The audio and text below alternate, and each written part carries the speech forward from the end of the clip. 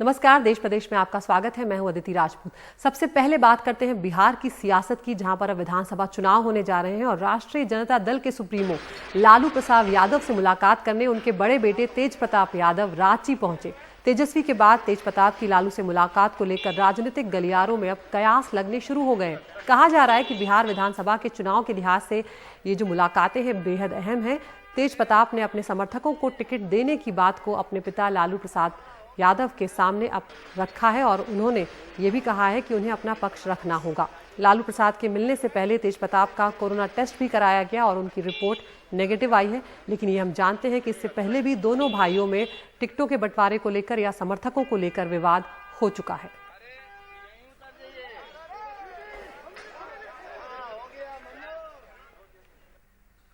ओडिशा की बात करते हैं, जहां पर बारिश की वजह से लगातार नदियों का जलस्तर बढ़ा हुआ है। गुरुवार को नदी के तेज बहाव में डूबने से एक किसान को बड़ी मुश्किलों से बचाया गया। ओडिशा के नयागढ़ जिले के एक गांव में 45 साल के किसान पंचू मोहानदी ने अपने बैलों को साफ करने के दौरान वो पानी में गिर गए, जिसके सूचना मिलने पर नजदीक के फायर स्टेशन के कर्मियों ने पार बोट के साथ मौके पर पहुंचे वो लोग और इस व्यक्ति को बैलों के साथ आखिरकार बचा लिया गया।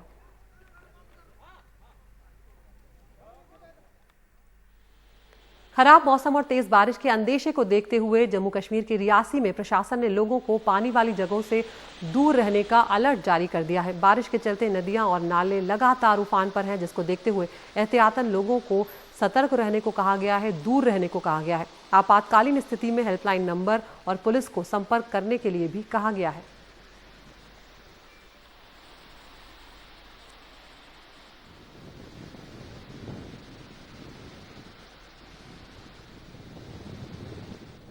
देश में कोई भी सरकार आ जाए, लेकिन किसानों की समस्याएं कोई उनको पूरी तरह से खत्म नहीं कर सका है। पहले किसान कर्ज लेता है, फिर बुआई करता है, फसल की देखभाल करता है, उसे लेकर बड़े बड़े सपने देखता है, लेकिन हर साल की तरह इस साल भी अचानक पानी आ जाता है और खेत में खड़ी फसल को चौपट कर देता है। और ये कोई कुदरत का कहर नहीं कहा जा सकता हर वक्त, बल्कि इंसानी लापरवाहियां भी बहुत ज्यादा हैं। नहरों की सफाई नहीं होती और बारिश के वक्त उनके किनारे टूट जाते हैं। पानी खेतों में घुस जाता है और न सिर्फ फसल को बर्बाद करता है, बल्कि किसान भी बर्बाद हो जाते हैं। ये कहानी तो फजिल्का की है, लेकिन कमोबुश यही हाल पूरे देश का है। खेतों में पानी भरा है और ब्रजमोहन के सामने बस अंधेरा है। सहकारी सोसाइटी और साहूकारों से 2.5 लाख का कर्ज लेकर 2.5 एकड़ में कपास की खेती की। जब फसल आधी पक चुकी थी तभी पानी घुस आया। इस बार भी नहरों की सफाई ना होने से बारिश के पानी के दबाव में उनके किनारे टूट गए और पानी खड़ी फसल में घुस गया। 2500 लगभग एकड़ रकबा है, उस चों कोई 500 एकड़ माड़ा मोटा उधर पानी ते टल गया। 2500 एकड़ के लगभग खेत में पानी भर गया है और फसल बचने के आसार नहीं है। अभी भी बरसात का मौसम बना हुआ है, सारी फसलें खराब हो चुकी है। चारा डालने के लिए भी कुछ नहीं बचा। सरकार से हमारी गुजारिश है कि वह हमें मुआवजा दे। ते चारे वास्ते जे हरेक पासे सानू मुआवजा दिता जावे। इस इलाके में कुछ 3000 एकड़ में खेती है, जिसमें से 2500 एकड़ में खड़ी फसल में पानी भर चुका है। किसानों के पास जानवरों को खिलाने के लिए चारा तक नहीं है।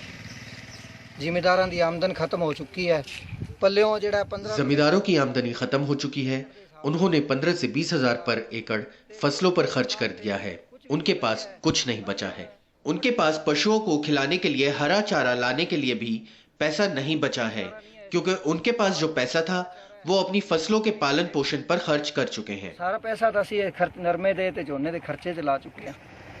यह नहर मुक्तसर से सरबा बोदला होते हुए फजिल्का में प्रवेश करती है। इस वक्त इसकी वजह से हर तरफ तबाही का मंजर है। किसान बची फसल को बचाने के लिए मोटरों की मदद से पानी निकालने की कोशिश में लगे हैं।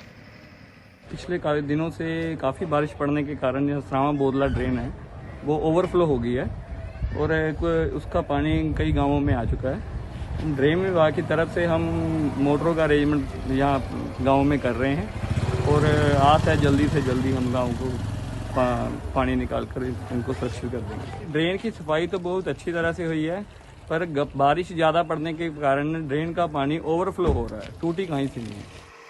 फजिल्का के किसानों पर हमेशा से ही दोहरी मार पड़ती रही है। जब उनको पानी की जरूरत होती है, उस वक्त नहरों का पानी खेतों तक नहीं पहुंच पाता है। और जब फसल तैयार हो जाती है तो पानी उसे चौपट कर डालता है। इस साल भी जिले में तकरीबन 16,000 एकड़ में खड़ी कपास की फसल बर्बाद हो चुकी है। किसानों के इस सवाल का जवाब कौन देगा कि नहरों की सफाई क्यों नहीं होती है और उसके लिए जो बजट रखा जाता है वो आखिर कहां जाता है। हर साल बरसात के मौसम से पहले पंजाब सरकार ये दावा करती है कि उसने प्रदेश में हर नाले और नहर की सफाई और मरम्मत करवाई है ताकि किसानों के पास सही ढंग से पानी पहुंच सके। लेकिन ये तस्वीरें उन दावों की पोल भी खोलती है और ये भी दिखाती है कि कैसे इन्हीं किसानों के नाम पर वोट लेने वाली सरकारें आखिर में जाकर उन्हें अकेले संघर्ष करने के लिए छोड़ देती हैं। फाजिल्का से बलजीत के साथ, चंडीगढ़ से मोहम्मद गजाली, एनडीटीवी इंडिया। तो कई लोगों को लगातार नुकसान हो रहा है और कोरोना का असर सेब के व्यापार पर भी पड़ा है। इसके अलावा हिमाचल में सेब को ओले की मार भी सहनी पड़ी है, मगर अब फिर से हिमाचल प्रदेश के सेब बहुल इलाकों में इसका व्यापार रफ्तार पकड़ता हुआ नजर आ रहा है। हिमाचल में सेब का कारोबार 4,000 से 5,000 करोड़ तक का होता है, मगर इस बार ये कारोबार इसके आधा होने की बात कही जा रही है। फिर भी अच्छी सेब मंडियों में आने लगे हैं और अब इसके व्यापारी और किसान जो है अच्छी कीमतों के मिलने की उम्मीद भी करने लगे हैं। फिलहाल ये कारोबार पहले से कुछ बेहतर स्थिति में नजर आ रहा है।